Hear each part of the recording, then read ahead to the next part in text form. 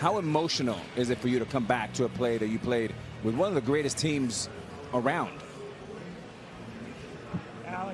Alex, when people ask me a question like that, it's like coming back here is not easy.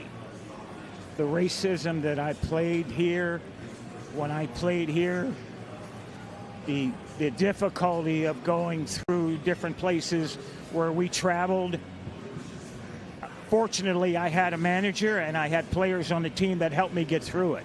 But I wouldn't wish it on anybody. People said to me today, I spoke, and they said, you think you're a better person, you think you won when you played here in Concord.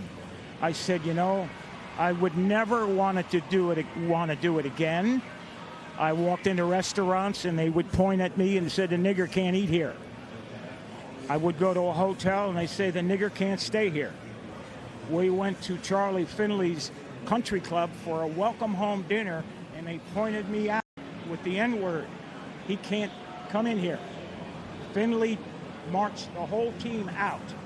Finally, they let me in there. He said, we're going to go to the diner and eat hamburgers. We'll go where we're wanted. Fortunately, I had a manager and Johnny McNamara that if I couldn't eat in the place, nobody would eat. We'd get food to travel. If I couldn't stay in a hotel, they'd drive to the next hotel and find a place where I could stay. Had it not been for Raleigh Fingers, Johnny McNamara, Dave Duncan, Joe and Sharon Rudy, I slept on their couch 3-4 nights a week for about a month and a half. Finally, they were threatened that they would burn our apartment complex down unless I got out. I wouldn't wish it on anyone. I wouldn't wish it on anyone. The year I came here, Bull Connor was the sheriff the year before. And they took minor league baseball out of here because in 1963, the Klan murdered 4 black girls, children, in 11, 12, 14 years old at a church here and never got indicted. They were from the Klan. Life magazine did a story on them like they were being honored. I wouldn't wish it on anyone.